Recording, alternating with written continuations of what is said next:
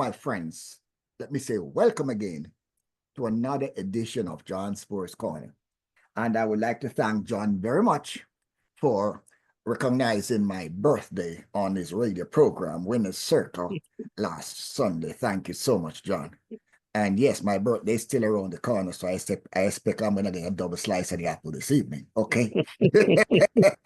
So, John, let me say again, thank you so much for dedicating this time to our community so that all our viewers out there who have been following you, among the 7 million views that we have on Sosofat TV, .com, under this John Sports Corner banner, we have a growing list of people who are subscribing to John Sports Corner. And so again, I'm going to say to all our viewers out there, please subscribe to John Sports Corner so that we can take this message and the sports platform to the rest of the world. John, welcome again to your network, John Sports Corner. Thank you so much, Trevor. Good afternoon, friends and family. And thank you for visiting John Sports Corner on the Sosofat Media Network. Before we forward into this afternoon's sports roundup, let me invite you into the Winner's Circle radio store in the Sosofat shop and shop till you drop. There are t-shirts, mugs, backpacks, sorrel, and of course, the great Jamaican Blue Mountain coffee.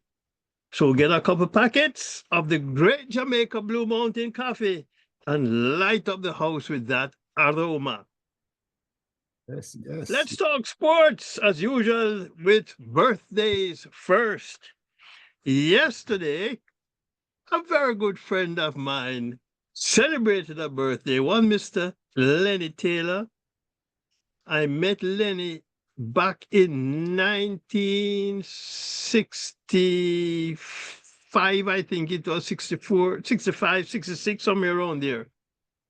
And we used to play football over at Wingate in Brooklyn. And then I left to go to college in Virginia and come back up to New York. I hear, oh, Lenny is this big football star. Yes, but Lenny has gone into coaching now, and he has a wealth of football knowledge, and he has coached several teams, including a couple of Caribbean teams over the last few years. He has been to Germany to expand his coaching knowledge, and he's really a good guy. And you know, Lenny celebrated a birthday yesterday, so happy birthday, Lenny Taylor. Today, Yannick Thompson, Olympian out of Jamaica, celebrates. So too Kemar Mowat, another Olympian out of Jamaica, and Michelle Berger, who is also an Olympian and world champion medalist. Eldine Baptiste, former Antigua and West Indies cricketer, celebrates a birthday today. You know, Trevor, when you had Sir Gordon Greenidge, one Honorable Desmond Haynes, Sir Vivian Richards, Larry Gomes, Jeffrey Dujon, and Sir Clive Lloyd in your lineup, you are not called on to score runs very often.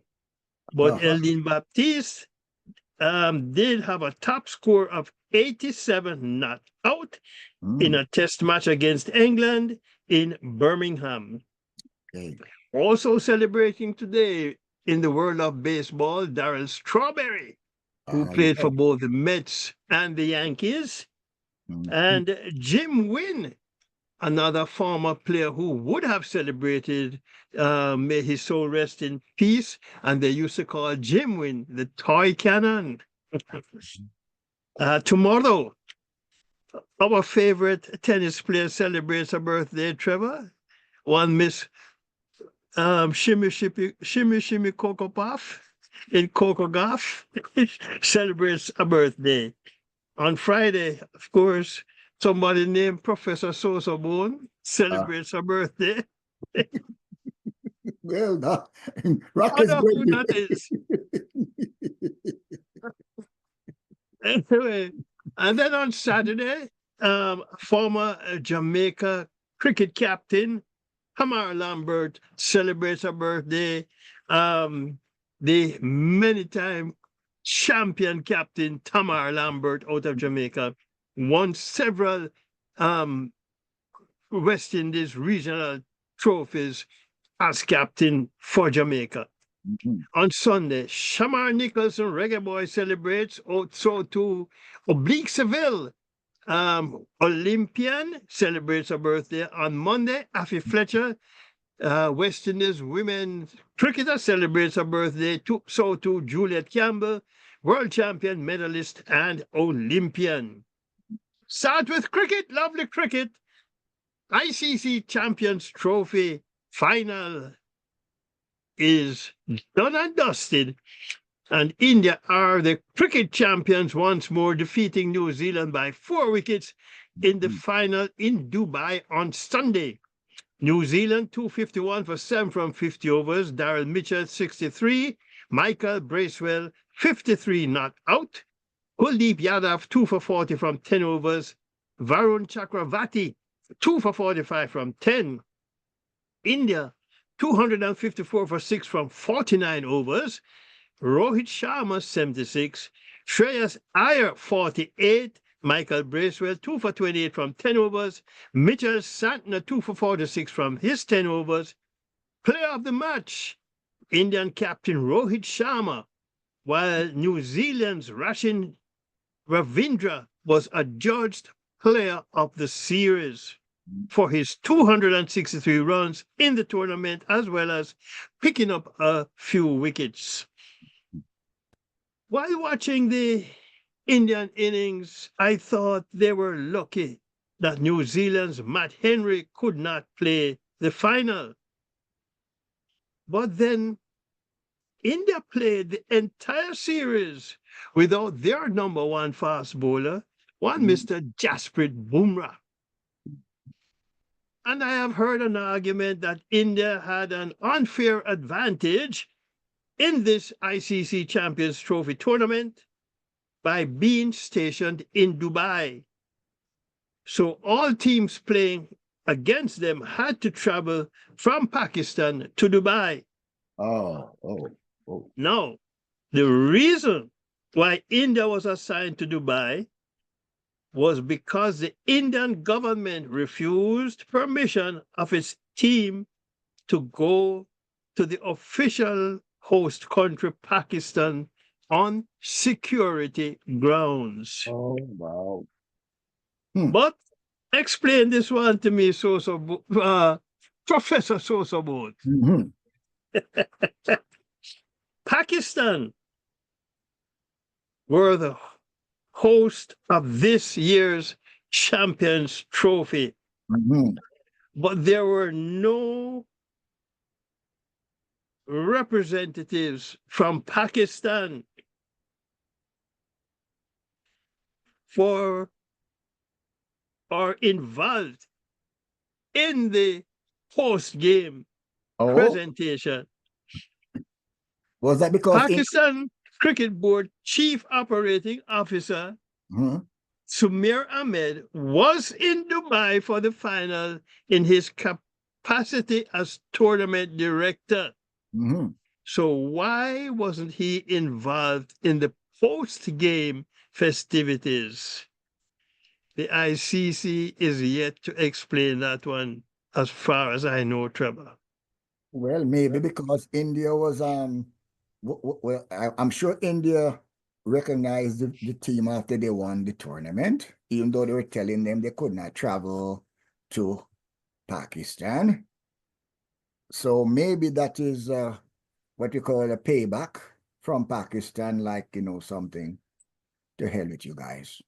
No, India basically, although people might not want to say dictate cricket these days, Mm. and you have to wonder, the political divide between Pakistan and India, if that played a role in the Pakistan officials not being involved with presentation because India won the tournament. Well, that is what I'm saying, and we have been saying from day one, keep the politics out of the sport. Okay? Because we have enough problem with them trying to run the politics, much less sticking their nose into the sport. But Trevor, some time ago, I suggested that there are 12 full member ICC council members. And Australia, India, and England get the bulk of the ICC revenue share. Mm-hmm. And some time ago, I put out there that I wonder if the 9 full member council members who are not sharing equally with the ICC revenue share, Mm-hmm. if they should break away from the ICC along with the 90-odd associate members and form their own world body. Oh, John. I think with proper planning and in time, it would bring the big three, so to speak, to the table to talk revenue share. John, we have another organization that we think is a bloody joke.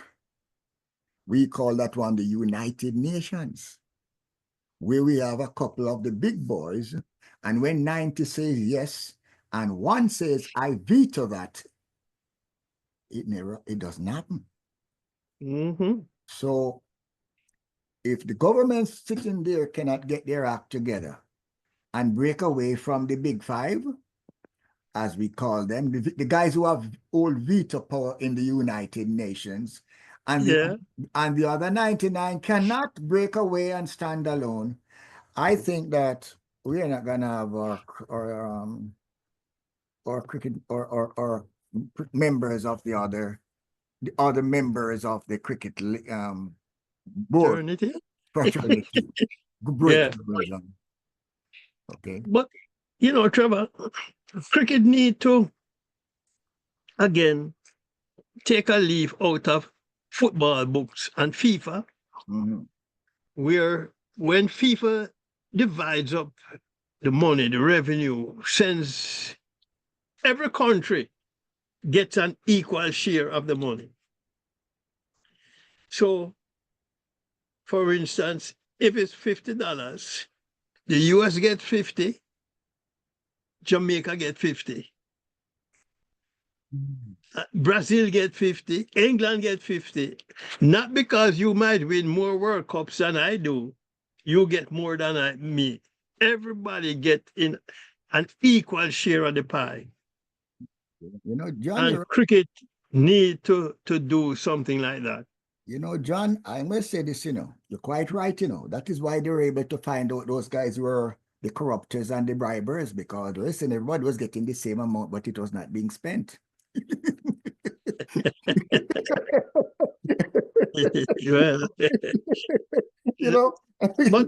but I tell you, with FIFA, when they distribute the funds, Trevor, each member of the association have to report back to FIFA how they spend the money. That is true. You can't just do what you please with it. Yeah, but I would say that's recently, John, because no, not recently. But there was so much dark money floating around FIFA, bribing. Well, that's another story, Trevor. No, but FIFA and if FIFA is not satisfied with the report, they'll withhold money. Okay, well, that is a good accountability move, John. Oh yeah. Yes. Anyway, now that the ICC Champions Trophy tournament is over, here comes the 2025 Indian Premier League season. and the Kolkata Knight Riders and the Royal Challengers Bangalore opened the season Saturday, May 22nd at Eden Gardens. Kolkata Knight Riders have appointed former West Indies fast bowler and West Indies coach as their assistant coach in one Mr. Otis Gibson. Gibson, he brings a wealth of experience to the Kolkata Knight Riders, having served as Cricket West Indies head coach 2010 to 2014, South Africa head coach 2017 to 2019, and he has had 2 separate stints as England's bowling coach, as well as coaching roles with Bangladesh, Yorkshire County Cricket Club, and various T20 franchises. Move on now to round 5 of Cricket West Indies 4-day regional championship at Kensington Oval. It's stumps now on day 1 of round 5 with Barbados Pride and Trinidad and Tobago Red Force. But here's an interesting update, Trevor. The Barbados Pride, who have one of the better batting lineups in the Caribbean, in the West Indies, they were bowled out for 86, with fast bowler Kemar Roach, the top scorer, with 21. Anderson Phillip picked up 4 for 36, Joshua James 3 for 8, and Jaden Seals 2 for 32. Red Force closed the day at 182 for the loss of 4 wickets. Camille Poram got 60, Cephas Cooper 32, Amir Jangu is 37 not out, while Jason Holder has picked up 2 wickets, giving up 30 runs. At Guyana National Stadium, the Guyana Happy Eagles against the Windward's Volcanoes. At stumps, in a rain-affected day, Volcanoes 77 for the loss of 2 wickets. Jeremy Solazano 42 not out. At Sir Viv Richards Stadium, Leewards against the combined campuses and colleges. Against stumps, Leewards 367 for the loss of 5 wickets. The youngster Joey Landry 122, Justin Greaves 104 not out, Shamar Holder 2 for 81. At the Coolidge Cricket Ground, West Indies Academy playing against the Jamaica Scorpions. Again at stumps, the Jamaica Scorpions 332 for the loss of 7 wickets. Captain John Campbell 101, Javel Glenn 68, Odin Smith 51, Brad Barnes is 44 not out. Jediah Blades 2 for 46, and Akeem Auguste 2 for 45. Looking at the batting and bowling stats going into round 5, Trinidad and Tobago's Jason Mohammed leads the batting with 515 runs, including 3 centuries, followed by Joshua De Silva of Trinidad and Tobago, 372 runs, Damel Evelyn of the combined campuses, 349 runs, Craig Brathwaite, Barbados, 343 runs, and Jonathan Drakes, also of Barbados, 333 runs. On the other side of the ball, the bowling, Harry Pierre of Trinidad and Tobago has picked up 29 wickets, leading all the wicket takers, followed by Veerasamy Permaul out of Guyana, 19 wickets, Ronaldo Ali Mohammed, also Guyana, 18 wickets. Rakeem Cornwall, the Leewards, has 18 wickets, and so too Jamel Warrican of Barbados with 18 wickets. Trinidad and Tobago women are the 2025 Cricket West Indies 50-over champions, defeating Barbados by 7 wickets in the final at Warner Park. Trinidad and Tobago captain Karishma Ramharak has come in for high praise for her leadership of the team. Apart from her leadership, a couple of other players caught my eye. Guyana's Rialana Grimond, who topped the batting with 234 runs. And there were also the night the Barbados Twins, the Knight Twins, who were quite consistent with their batting during the series. On the bowling side, Keeler Elliott of Barbados did well picking up 14 wickets. Clafiana Millington of Guyana was always among the wickets with 13. And while the veteran Anissa Mohammed topped the wicket takers with 14, their young spinner, Samara Ramnath, was also outstanding. I think she is 16 or 17, Trevor, and she was the captain of the West Indies under 19 team recently. But I thought she had quite an outstanding tournament as a bowler. And of course, other than Anissa Mohammed, whom I am sure probably will not be playing West Indies cricket anymore, I believe we'll see some new faces in the West Indies women's team in their next series. Going across the pond a little bit to India, where there's a Masters League going on. West Indies Masters won their first 2 games against not Australia and England, but then they lost to Sri Lanka and India. But then yesterday they won their 3rd game, and in winning that 3rd game, qualified for the semi-final as they defeated the South Africa Masters by 29 runs. West Indies Masters 200 for 5 from 20 overs. Lendl Simmons 108 off 59 balls. Chadwick Walton supported with 38 off 12 balls. South Africa Masters 171 for 8 from 20 overs. Jacques Callis 45, Richard Levi 44, Ravi Rampal 5 for 26. The 150th Test match between Australia and England to celebrate the first men's Test match will be a day-night affair at the Melbourne Cricket Ground, March 11th through the 15th, 2027.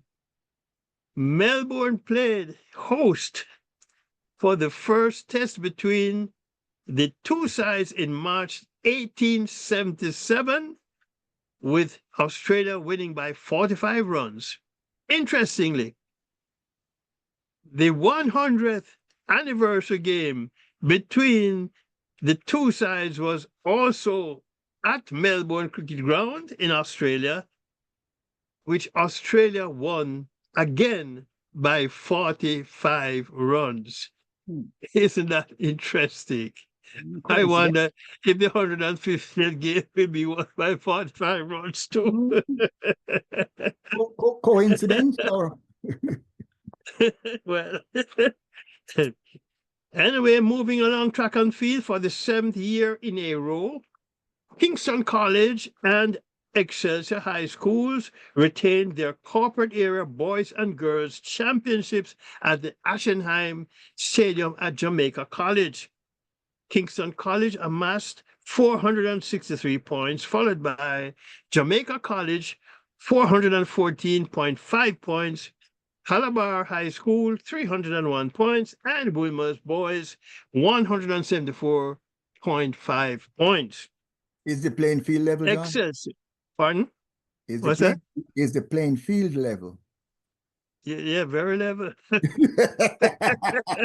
track, yes. No, what I'm saying, we talk about retaining their championships.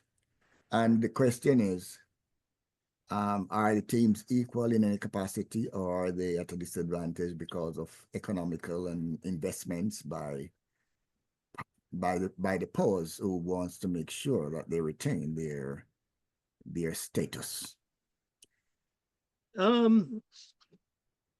Trevor, let me just say something before I continue with track and field. I remember years ago, this was back in the 90s, Mhm.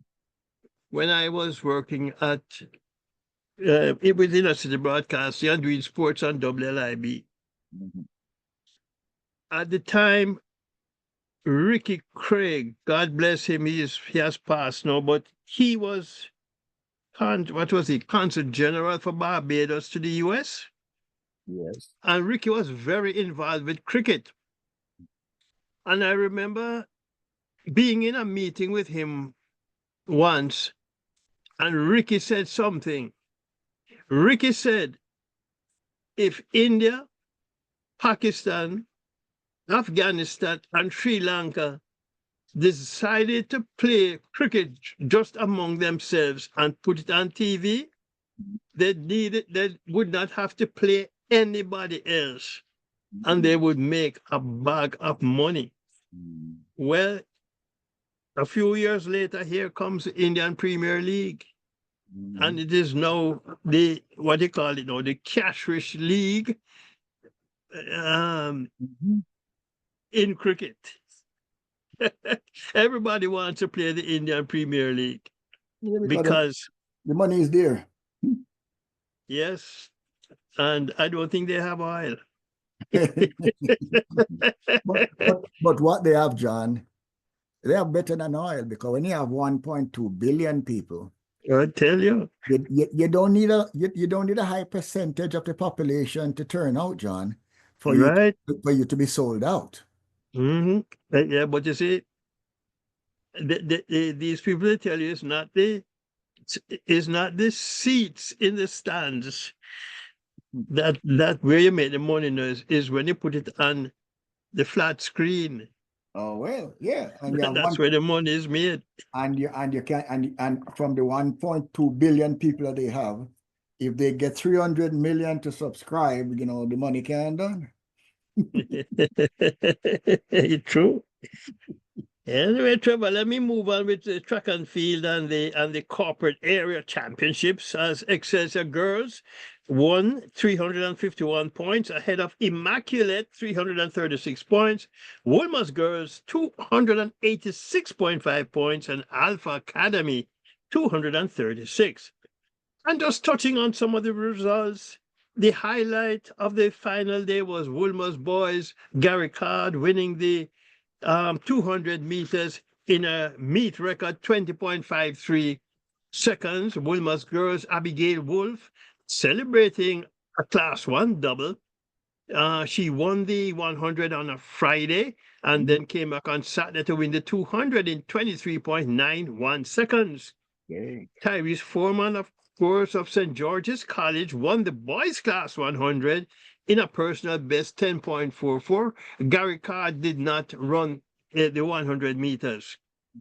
Jamaica College's Caden Herbert nosed out Calabar's Ronaldo Francis in the boys' class 2 100 in a personal best 10.81 seconds. Both athletes actually got the same time. It's just ticks of a second separated them. The boys 200 was won by Jamaica College's Malik Dennis in a meet record and personal best 21.37 seconds. Wilmer's is girls, Natrice East won the girls class 200 in a meet record again, 11.78. Anyway, Jamaica Colleges, Michaela and Isaiah Randall Woods won the boys class 1 400 in 47.2 seconds, while the boys class 2 winner was Kingston College's Jason Peter in a personal best 47.73 seconds. So class 1 was won in 47.72, class 2 in 47.73. Okay. Divine Dickinson of Immaculate won the girls class 1 400 in a personal best 55.90 seconds, while Brianna Brown of Excelsior won the girls class 2 400 in a season best 54.61. Here we go again, the girls class 2 400 winner running a faster time than the girls' Class 1 winner. And now, Trevor, it's on to Champs 2025 on the Heights Green and Gold track that has recently been resurfaced at the National Stadium. And I am trying to see, Trevor, if there are any other countries that has put down a track in their national colors. The resurfaced track is just about ready for Champs 2025 that gets going in a matter of days, actually. In fact, Champs will be the first meet scheduled for March 22nd at the National Stadium, March 25th, actually, at the National Stadium. The Velocity Fest 16 meet that was scheduled for March 22nd at the stadium has been relocated to the Ashenheim Stadium at Jamaica College. So Champs will be the first meet on the newly relayed track. And now that the resurface is done, Trevor, we understand the track is likely to receive a World Athletics Class 2 certification rather than its original Class 1 certification. We are told the track meets international standards, except that the process used in resurfacing may apparently impact the track's ability to regain its Class 1 certification. Class 2 certification verifies that the track markings comply with World Athletic standards, that the lane dimensions are accurate, and that the track meets basic safety and usability standards. Here's a question, though. I know resurfacing the track costs a lot of money, but how long have those in charge known that the track required major resurfacing? And had it not been for the inaugural Grand Slam track meet next month, would our Jamaican authorities have continued to just patch the track for Champs 2025? Another question is, did our knowledgeable track people know that the track would lose Class 1 certification with this resurfacing? Well, the question Does this also mean that in another couple of years or so, we'll have to reinvest resurfacing the track once more? Well, John, the feasibility study, I am sure that it would have indicated what they needed to do in order for them to qualify for Class 1 status.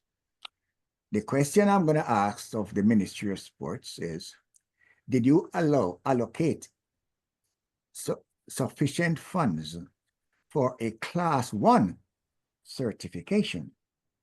And when you're finished, if all the funds that should have been put towards a Class 1 certification were used, or did you do a pothole and not? Well, you probably could add to that, Trevor. The time frame in having the track resurfaced, when they started the resurfacing, because resurfacing started after the Gibson relays. And would the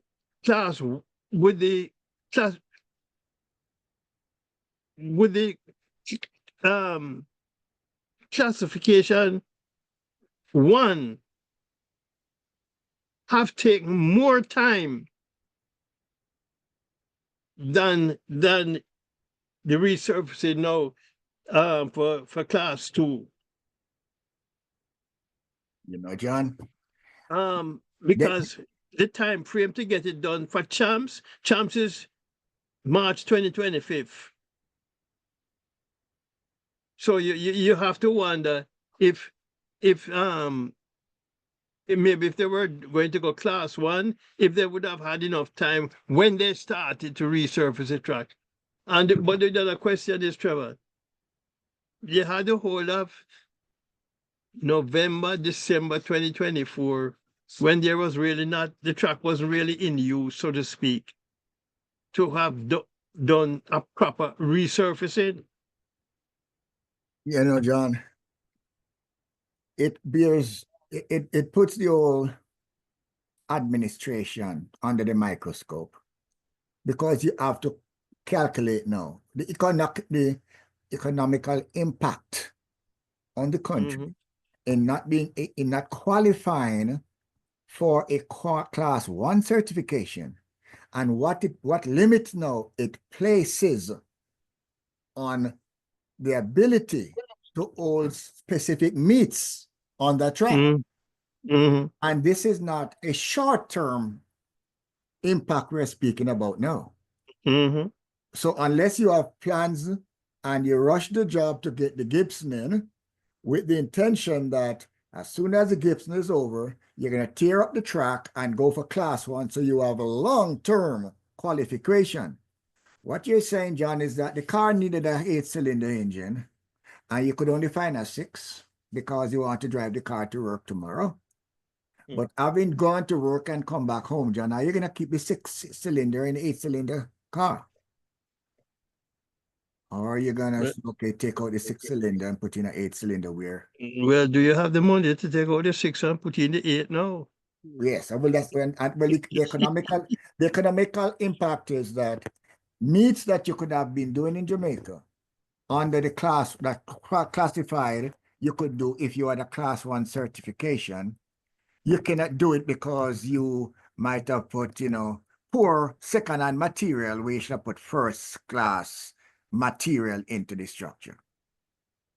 Yeah. The feasibility study therefore needs to be examined as to how it came about. Yeah. That you actually... And that is a question I think people need to ask about the feasibility study.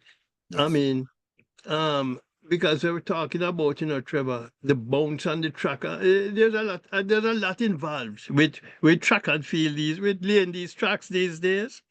Yeah, and when you patch an area and lay something over it, rather than maybe stripping the track and relaying it.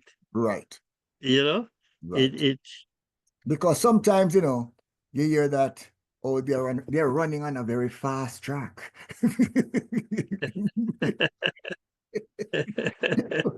Okay. So yeah, we have, and we need to ask that question as a source-borne question, so that we look for an answer to the question, John. Because someone is going to tell you that we gave them enough money to do a class 1. And if they never gave them enough money to do a class 1, somebody's going to say that they're incompetent, only give us enough money to do a class 2. So we need an answer, John. We need an answer. And apparently having a class 2, it will limit your ability to have like a world championship meet. Exactly. Something organized by World Athletics. And that is long term now, not short term. Yes. Anyway, Trevor, there are no more development meets leading up to Champs 2025. Again, Champs date starts Tuesday, March 25th. However, tomorrow at GC Foster College is the Intercollegiate Championships.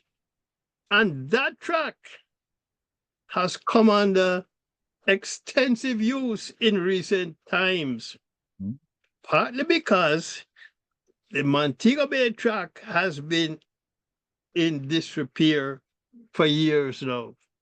But John, what type of certification now does DC Foster have, John? You mean which we how does it measure up with our class two that we were just speaking about? the the GC faster track is good, Yes. but the Montego Bay track, which has been in disrepair for a long time. So consequently, for instance, Western Relays that was always held at the Montego Bay track, those guys have to bring it now to GC Yes. faster, and it creates more expense for the organizers. So and you're hearing whispers now if they can do the Western Relays again next week, because even the sponsors apparently are not coming on board as they did before. I wonder, John, So granted, John, that the demographic that you're speaking about falls under the Minister of National Security, and it might also fall under the Ministry of Tourism, John. sports, Sports, Minister of Sports Ministry of Sports. But and gender. I am talking about the political representative for the area, John. Mhm. And the question should be, one, you have a public facility that was invested in heavily, and every year, John, the minister for that demographic, for that council, or for the member of parliament, receives the money, John, to address the needs of the community. And in a country like Jamaica, where track and field and reggae boys and sports is such an integral part of our culture, for us to be hearing that we have places falling in disrepair, John, raises some questions. Because we should be talking about sports tourism in Jamaica, John. Yeah. Okay. Yeah. Sure. Moving along to the other field of green in football, CONCACAF Champions Cup. Inter Miami again tripped Cavalier 2 goals to zip in the first leg last week. And I hate to say this, Trevor, but Cavalier represented well but lost. For me, however, did they convince our national team selectors, our national program runners, that we have the goods right there at home? Question is, how do we enhance the talent?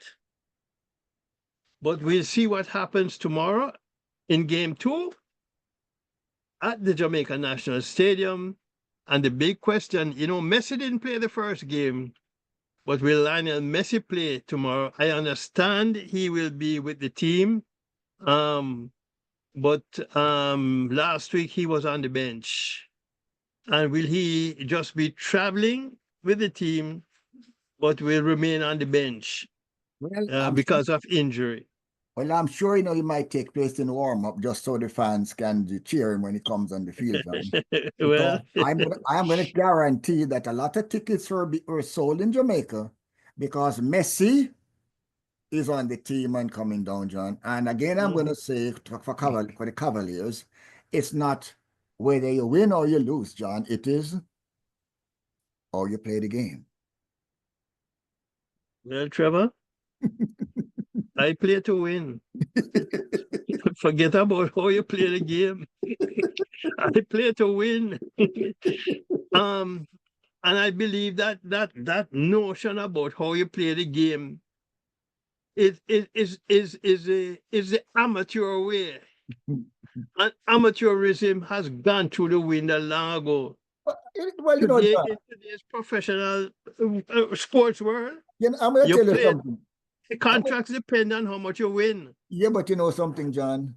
While that might be when you get to the negotiating table, most of the guys that really stand as the example of the sports that we follow, it's not the guys who get red carded and sent off the field because they can't behave themselves, John. It's people who play that beautiful game, John. The beautiful game, okay? And so there are certain teams, John, that even though even though they might not be winning championships, they always sell out, John.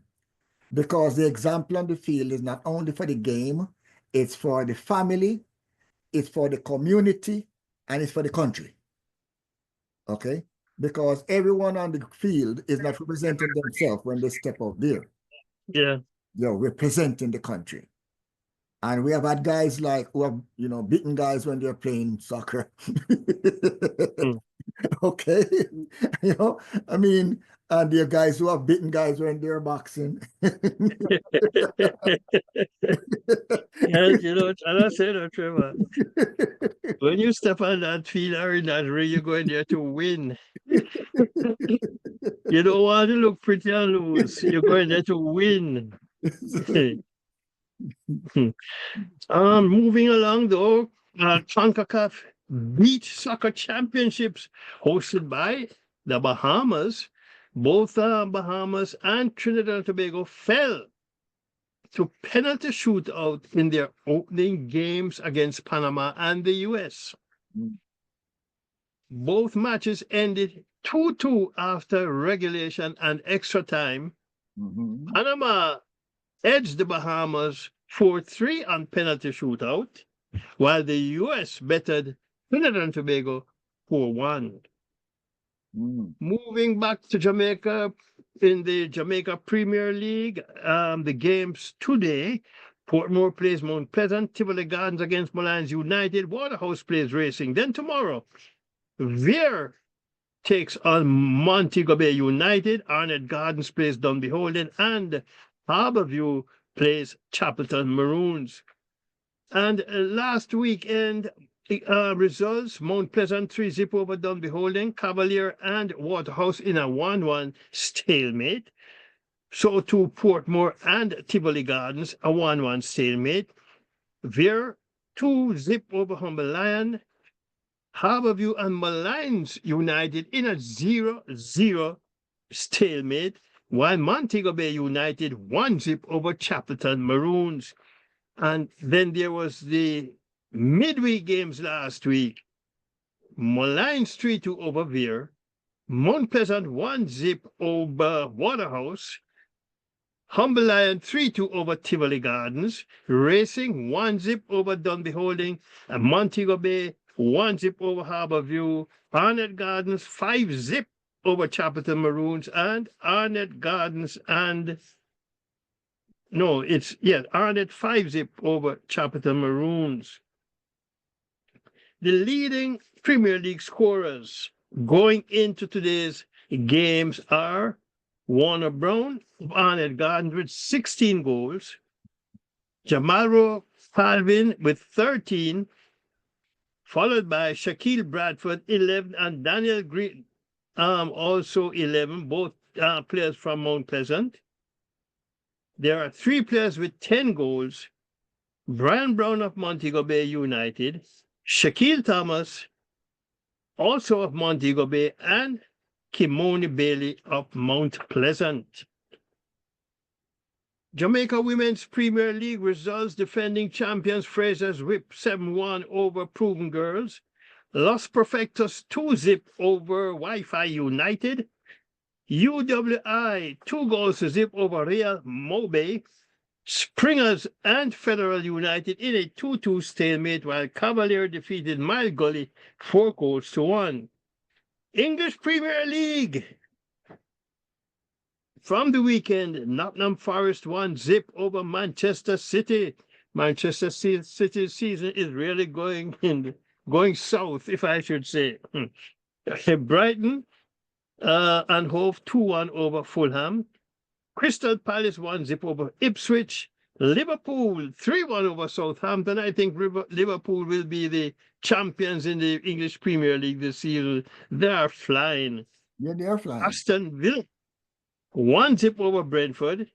Wolverhampton Wanderers and Everton in a 1-1 stalemate, while Chelsea 1-0 over Leicester City, Tottenham and Bournemouth in a 2-2 stalemate. Manchester United squeezed a 1-1 draw against Arsenal, while Newcastle defeated West Ham United 1-0.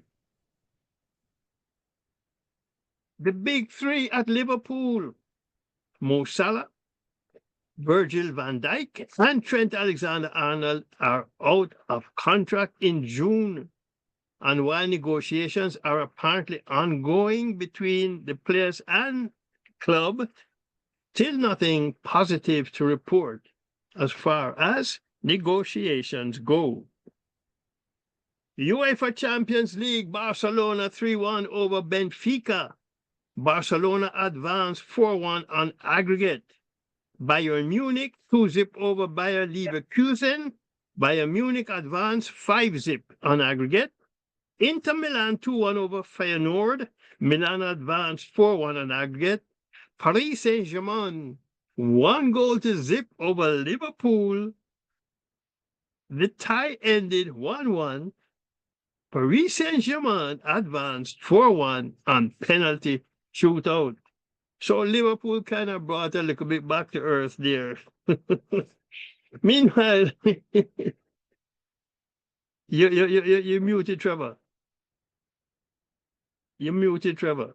Yes, I'm just saying, John, it is rather interesting that Paris Saint-Germain is doing so well after Mbappe, went to Departed. to Real Madrid. Well, yeah.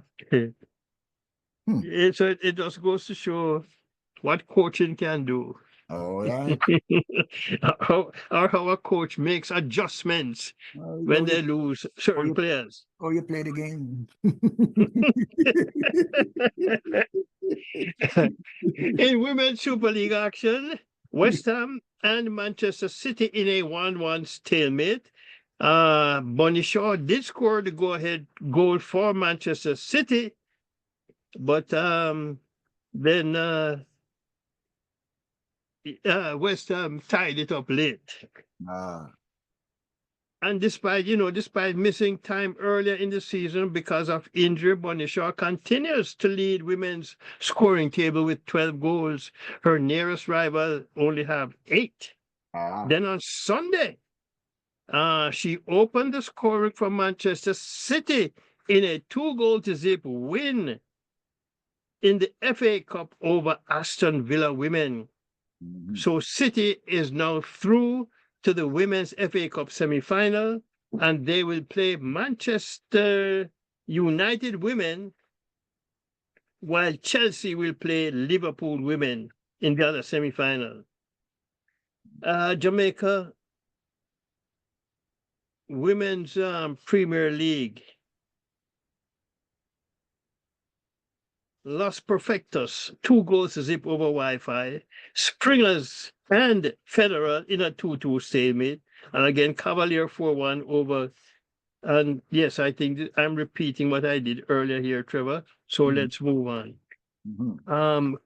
Christian Ambassadors got the first lean on the Bob Marley One Love Classic trophy last week, Wednesday, with a superior goal difference over entertainers. According to Christian Ambassadors coach Frederick Hemmings, Trevor, there was one negative to the classic this year, and that was the introduction of the trophy. He opined that the games lost its friendly atmosphere, becoming more competitive with some of the tackles bordering on a little too aggressive. John, because now we're trying to win a trophy. And I said it before, John. It's not if you win or lose, it's how you play the game. You play to win. But Trevor, I don't think we had time to talk about this before. And that is a kiss that shook the football world. Was finally settled a couple of weeks ago. No, we never did get feedback, because we know about the resignation, but we never know. We did not hear about the compensation. the former Spanish Football Federation president, Luis Rubiales. Mhm. He's been found guilty of sexual assault by a Spanish court for Oh, kissing Jenny Hermoso without consent during the medal ceremony after Spain won the 2023 Women's World Cup. He has also been fined a little over US $11,000. He's also banned from going within a 200-meter radius of Hermosa and from communicating with her for 1 year. And I remember the incident because I was watching the game and watching the post-game ceremony and awards and whatever, Trevor. And I wondered, what hormone triggered the former president that he bypassed all the other ladies and chose Hermosa to kiss. John.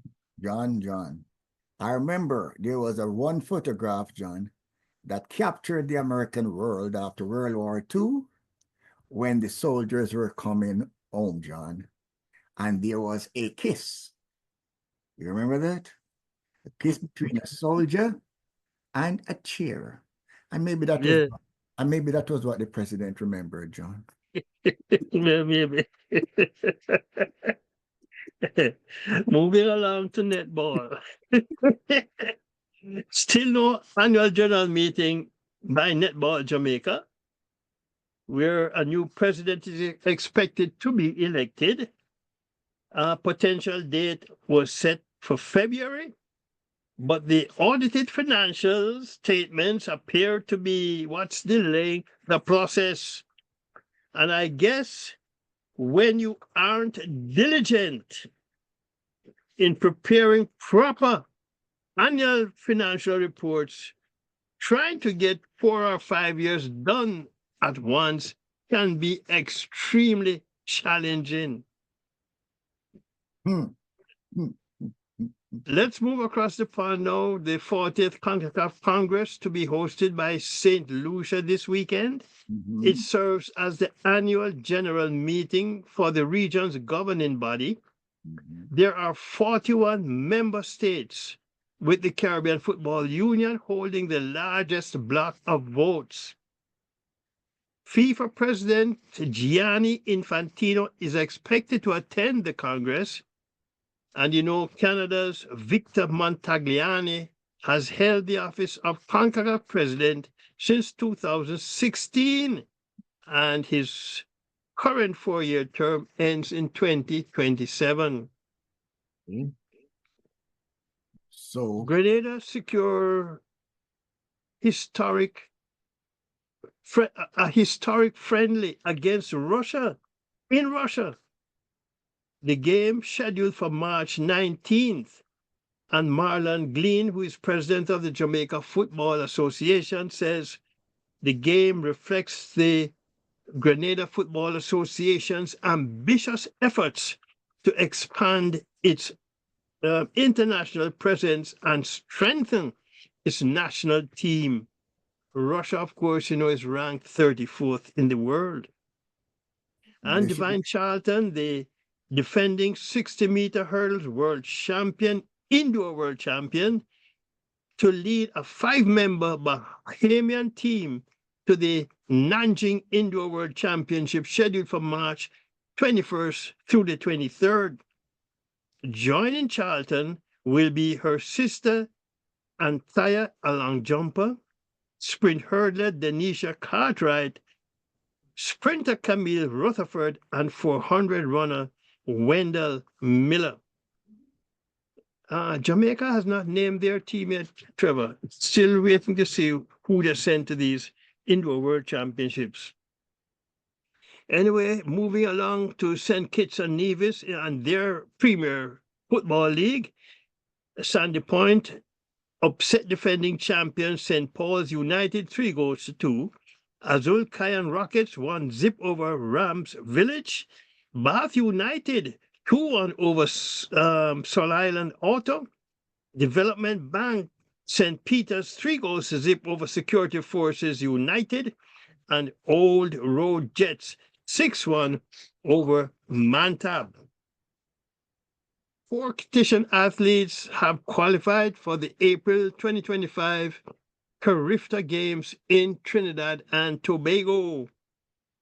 Abijah Nembara in the under-17 javelin, Jaheim Clark in the under-20 javelin, then there is Jaden Paul in the under-17 high jump, and Israel Seaton in the under-17 shot put. You might like this one, Trevor, in boxing. The Friday night heavyweight fight in Canada between Jamaica's undefeated Ricardo Big 12 Brown and American Colby Madison was cancelled. Madison was reportedly not allowed to cross the US-Canada border. So far, we haven't heard why. Well, there's a tariff on him, John. And he couldn't pay the tariff? Well, listen, when you ask the question, John, how much are you being paid to fight, John? You said, well, the value of my contract that I'm traveling with is $2.5 million. They say, well, divide that by 4. What is 25% of $2.5 million, John? Well, that's right. About 700 or some thousand, somewhere in that region. No, if he was smart, John, he would have flown to Jamaica, John, get himself on a Air Canada flight from Jamaica to Canada, John, because Jamaica has no tariff in place, John. Yet. Yes. You know, the yellow yam, put that tariff on the yellow yam yet. Well, considering, John, that Canada has been getting our bauxite for free for so long, John, they might not really want to go down that road, John. Anyway, Trevor, then there was this other fight on Saturday night. Former Jamaica super featherweight world champion Nicholas Walters retired after the end of round 3 in Saturday's fight against Mexico's Luis Torres. His second professional loss. His record is now 29 wins, 2 losses, and 1 draw, while Torres improved to 21 wins and 1 loss. You know, Trevor, Nicholas Walters last fought March 27, 2024, almost about 11 months ago. And at age 38 plus ring rust, it showed, because Torres, Nicholas was just outgunned by the rising 23-year-old from the opening bell. But John, as I said before, it's not whether you win or you lose, John. It's how you play the game. So after you get a few punches after round 3, you say, you know something? This one is tough, boy. Let me take a seat. Let me just give him the fight. I tell you, Trevor. And we move into this afternoon's piece on cricket history. On this date in 1983, the second test between West Indies and India in Port of Spain. India had West Indies 1 run for the loss of 3 wickets as Balwinder Sandhu sent back the Honourable Dr. Desmond Haynes, Sir Gordon Greenwich without scoring, and Kapil Dev sent back Sir Vivian Richards for 1. India, however, had to wait for another 237 runs before they got the 4th wicket, as Larry Gomes, 123, and Sir Clive Lloyd, 143, shared in a 237-run 4th wicket partnership. The match ended in a draw. The Haynes and Greenwich wickets were the only wickets Sandu got in the match. Oh, but John, I have been thinking that at a certain point, John, they should reverse the batting order. The guys who normally bat 9 and 10, John, 8, 9, 10, Yeah, they should let them open because it gives them a chance if they can score some runs to score runs, John. Because when you put yeah. when you put a guy 2, 3, 4, John, when the game is finished, John, 5, 6, and 7 doesn't get a chance to go on the pitch. Well, Okay, you get the feel. You get the feel. John is not with your winner, he loses. You get a chance to feel, Trevor, and to bowl. You know, Some people. the number 5 and the number 6 guys saying, "Well, I could have scored some runs if I got a chance to go there," but those guys would not have an out. I mean, Well, the guy bat for all day, John. yeah, but you see, 9, 10, and Jack are the bowlers, Yes, so you get, so So you get, they get a chance to bowl. so, but at the same time, John, what it means is this: when you get rid of 9, 10, and Jack, no, you're not gonna risk. You're not doing what you do now, John. When you get rid of 3, 4, and 5, everybody starts giving them an I5. The feelers start giving them I5, John, because they know they have this. They have the lesser core batsmen coming up. So Yeah, this, but you see, 9, 10, this, you don't want to be 3 wickets down early in the game, Trevor. but John, we just said that we had 1 run for 3 wickets a couple of minutes ago. Yeah, and these are 2 of the best batsmen in the world. Yes. So, You know, what I'm saying is, anyway you look at it, you still end up with listen, the team starts out and they want to get some early wickets. They want to get some early wickets. yeah, but when you get Haynes, Greenwich, and Richards for 1 run, Trevor, that don't happen. That's a once in a lifetime trip. I understand that, but I know that when you get 8, 10, and 8, 9, 9, and 10, Jack, and Jack. man, you don't start I5 in yourself because you say, but they reverse the batting order. so, the guys coming up is not 8, 10, and Jack anymore. Yeah, but you see, 9, 10, and Jack not looking forward to face the new ball. Well, You know, sometimes you have to, at least not at the start of an innings. anyway, that is Anyway, Trevor, that's where we draw stumps on John's Sports Corner this Wednesday afternoon on the Sosofat Media Network. Thanks for joining us once more, folks. Tell a friend that we span the sports globe every Wednesday, and you can catch us if you go to YouTube, Sosofat TV. You see all my programs, John Sports Corner. You also have a chance, folks, to buy merchandise in the Winner Circle store, in the Sosofat shop. And of course, Easter is coming up. It might be a good deal to get a couple packets of that Blue Mountain coffee to go with the Easter bun. Have a great week, family.